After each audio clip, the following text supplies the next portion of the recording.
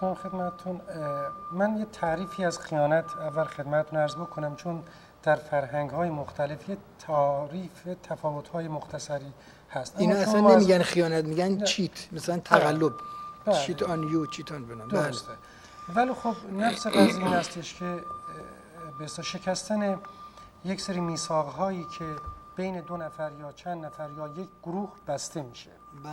یعنی وقتی ما از خیانت به مفهوم اخصش صحبت میکنیم که در خانه اتفاق میفته، بین زن و شوهر اتفاق میفته، مفهومش این هستش که میثاقی شکسته شده که طرفین در بد و امر با همدیگه بستند و یک سری معیارهایی و یک سری ارزش‌ها و باید و نبایدهایی رو میبایست گردن بذارن، در کنار هم بودن، اما به هر دلیل ممکن، که به هر دلیل ممکن منظورم به دلایل متعدد و متنوعی، این میثاق بین دو نفر شکسته می شود که ما در صدد هستیم به اصطلاح تحلیل بکنیم علل و عواملی که منجر به موقعیتی میشه که فرد آگاهانه و با علم و اراده بعضن تن میده به شکستن میثاقی که میبایست محترم میشمرد. بله، محترم میشمرد و عرضم به خدمتتون پایبند بود بر آنچه که قبلا امضا شده است.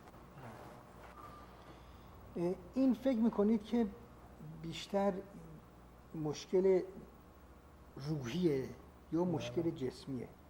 یعنی ما میبینیم بعضی خیانت نمیکنن، بعضی خیانت میکنن.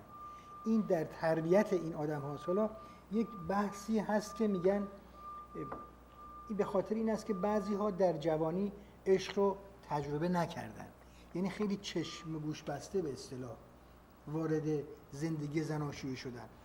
بعضی خیلی جوان ازدواج کردن چون عشق رو تجربه نکردن و حالا یک مرتبه به اصطلاح چشم گوششون باز میشه.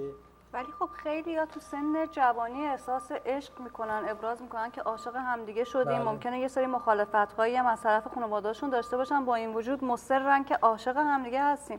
ازدواج میکنن، بعد از چند صباحی خیانت مثلا میکنن به همدیگه. بله، اونا کسانی هست که اغلب، البته نه عمومیت نداره. عمومیت نداره، اصلا خیانت کلا عمومیت نداره. بله، به هیچ عمومیت نداره. کسانی هستن که حالا شاید عشق رو تجربه نکردن. بله. مثلا در زندگی مثلا دوست پسر دوست دختر اصلا نداشتن، ندیدن، با اولین کسی که مواجه شدن ازدواج کردن، حالا چه مرد چه زن. آیا چنین چیزی هست واقعا؟ این هست یا اینکه نه؟ پس اگر اجازه بدید من عرضم خدمتتون یک طبقه بندی رو خدمتتون عرض بکنم برای اینکه بحثمون راحت تر بشه و راحت تر پیش بره.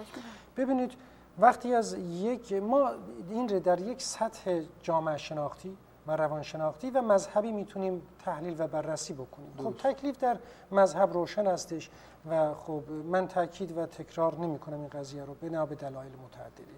اما در همین جوامع مذهبی یا یک فرد مذهبی اگر از یک زن بپرسی که مردت خیانت میکنه، مردت رابطه‌ای به غیر از تو داره، آیا این خیانت به اصطلاح نامیده میشود یا نه؟ من فکر میکنم قریب به اتفاق خانم‌ها معتقد باشن این خیانت. اما اگر از همون مرد مذهبی بپرسید، علل خصوص مذهبی، منظورم از مسلمان، بپرسید که آیا تو خیانت میکنی یا نه، ممکنه 99% به زرس قاطع بگن نه. یعنی بگن این خیانت نیست. به خاطر اینکه من یک سری به اصطلاح فتواهای قوی دارم یا یک سری اصلا چه فتوا نیستین، یک نص صریح هستش که من میتونم با زنای دیگرم ازدواج بکنم. اگر دائم هستش